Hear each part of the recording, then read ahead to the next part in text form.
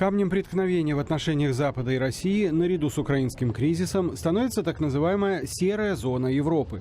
Так условно и не очень лестно западные политологи прозвали те бывшие советские республики, что отделяют Россию от Европы с одной стороны и от Ближнего Востока с другой. К ним относятся Беларусь, Украина, Молдова, Грузия, Армения и Азербайджан. Все они представляют собой молодые суверенные государства, сталкивающиеся с острыми проблемами в определении дальнейшей международной ориентации. Владимир Путин с момента возвращения в кресло президента Российской Федерации активно демонстрирует намерение неуклонно расширять сферу международного влияния России. Неудивительно, что Москва обращает особое внимание как раз на указанные страны.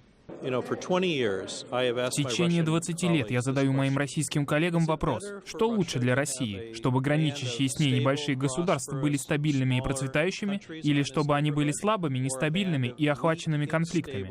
К сожалению, мои российские коллеги всегда отвечают, второй вариант для России лучше.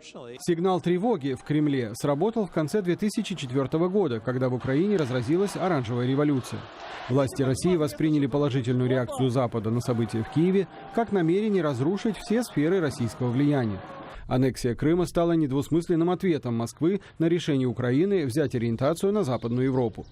Вот почему, считают американские эксперты, украинский кризис нельзя рассматривать как просто региональный. Новая установка Кремля в отношении Запада, говорит бывший посол США в Украине Джон Хербст, достаточно ультимативно и звучит примерно так: или играем по новым правилам, или играем без правил. Я считаю, что ответ Запада на аннексию Крыма должен быть более жестким. Я принадлежу к числу тех, кто считает, что мы должны поставлять Украине вооружение.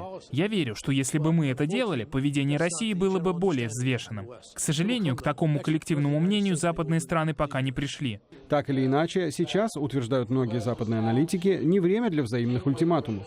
У России и европейских держав слишком много общих проблем, которые не позволяют им игнорировать друг друга.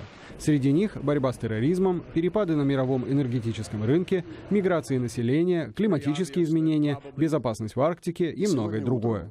В гуще всех этих проблем украинский кризис все реже упоминается на первых полосах западных газет. Но для стабильности и безопасности Европы он, по мнению многих американских экспертов, остается самым насущным вопросом. Вадим Оленичев, Андрей Дегтярев. Настоящее время. Вашингтон.